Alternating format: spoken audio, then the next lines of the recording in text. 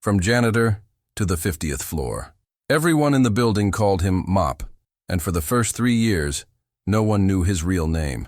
He moved quietly through the marble lobby of Titancore Technologies, a Fortune 500 giant, pushing his janitor cart, cleaning fingerprints off elevator doors, and emptying trash cans with silent precision.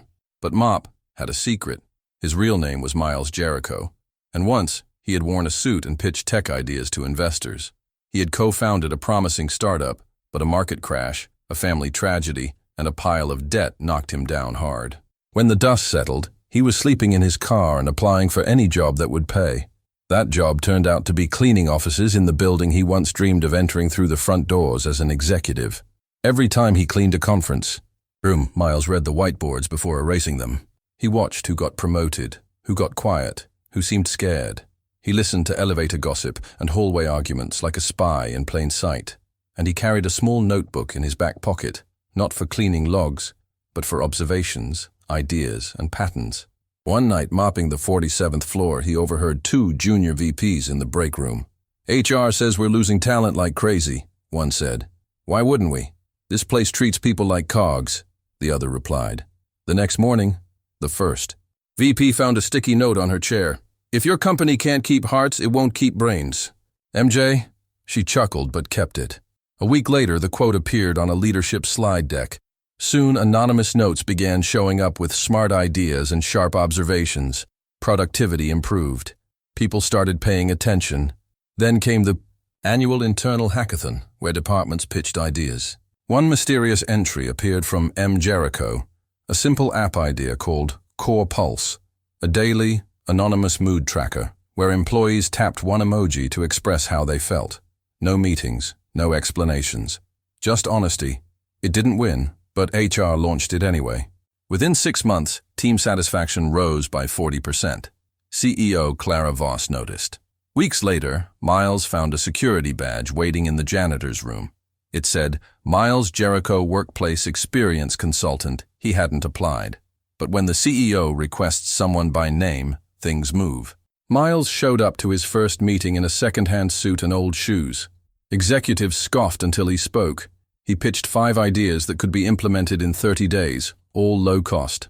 Live, anonymous feedback, no more once-a-year surveys.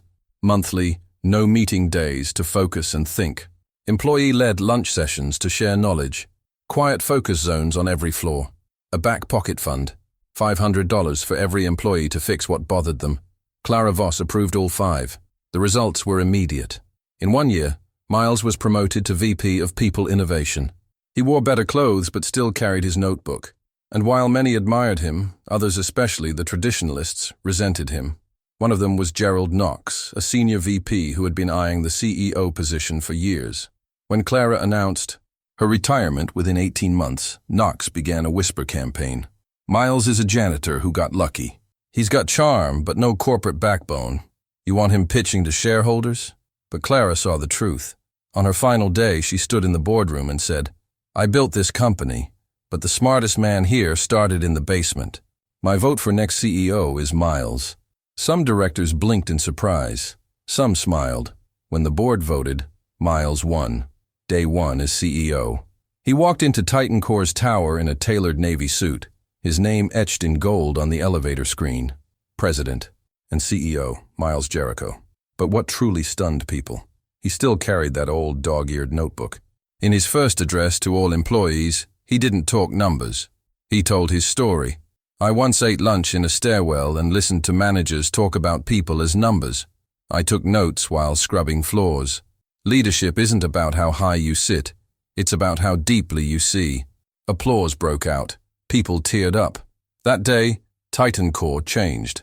5 key changes Miles made as CEO, Twan. Transparent pay bands. Everyone could see salary ranges, ensuring fairness. Shadow days. Executives were required to shadow frontline workers quarterly. 3. Everyone teaches.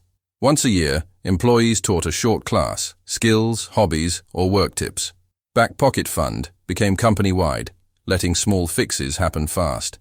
Anonymous innovation pipeline. Anyone could submit ideas directly to the CEO. In 3 years, Titancore rose 15 places on the Fortune 500 list.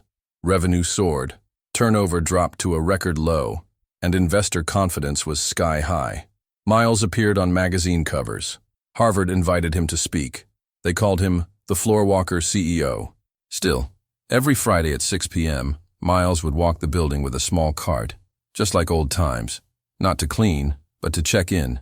He'd talk to interns and janitors, listen to complaints, offer help. Someone once asked why he still did that. Because if the top doesn't touch the bottom, he said, the whole thing collapses. On the 5th anniversary of his promotion, employees threw him a surprise celebration. Balloons, cake, a video montage of his journey.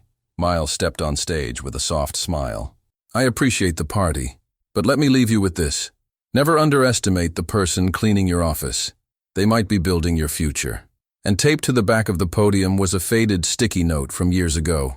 It read, if your company can't keep hearts, it won't keep brains. MJ, the end.